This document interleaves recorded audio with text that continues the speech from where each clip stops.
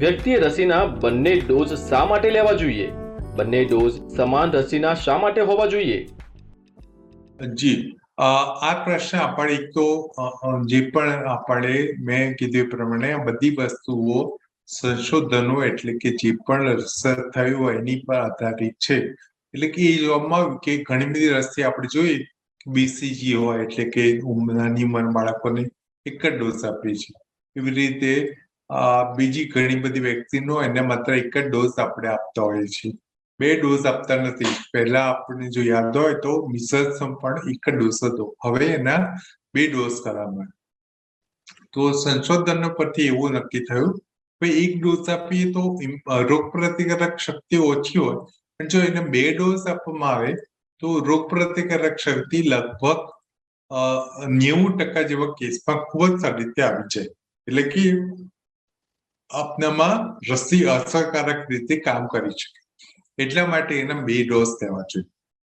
એટલે કે સંશોધન પ્રમાણે ચોખ્ખું કીધું છે કે જો આપણે ખરેખર ખૂબ સારી રોગ પ્રતિકારક શક્તિ ડેવલપ કરવી હોય, વિકસાવી હોય શરીરમાં, તો 2 ડોઝ લેવા જરૂરી છે. એટલે દરેક વેક્સિનનું અલગ અલગ, દરેક રસીનું અલગ અલગ હોય.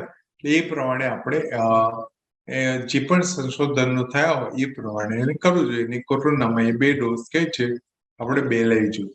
હવે એક જ એટલે કે અત્યારે હાલમાં ભારતમાં કોવિશિલ્ડ અને કોવેક્સિન 2 મળી રહી છે. અને કદાચ કોઈ એક ડોઝ લીધા પછી ફોરેન કન્ટ્રીમાં જાય તો ત્યાં બીજી ફાઇઝર ને ઘણી બધી બીજી પણ ડેવલપ થઈ રહી મળી રહી છે. તો શું એનો લેવો જોઈએ બીજો ડોઝ? ના. ગાઈડલાઈન મુજબ આપણે જે રસીનો પહેલો ડોઝ લીધો એનો જ બીજો ડોઝ લેવાનો. કારણ કે ફરીથી કોરોનામાં આ વાત વારંવાર આવશે કે સંશોધનો થયા એવા કોઈ પણ નથી થયા કે એક રસી મેં એક ડોઝ લીધો અને બીજો ડોઝ બીજા રસીનો લીધો, એના કારણે મને રોગ પ્રતિકારક શક્તિમાં કોઈ ફરક નહીં પડે. ના, બંને રસી અલગ રીતે કામ કરે છે. બંને રસી અલગ છે, ભારતમાં મળી રહી છે. અને જે બીજા દેશોમાં મળી રહી છે એ પણ અલગ છે. એટલે અલગ હોવાના કારણે એમની શરીરમાં કામ કરવાની મિકેનિઝમ અલગ છે.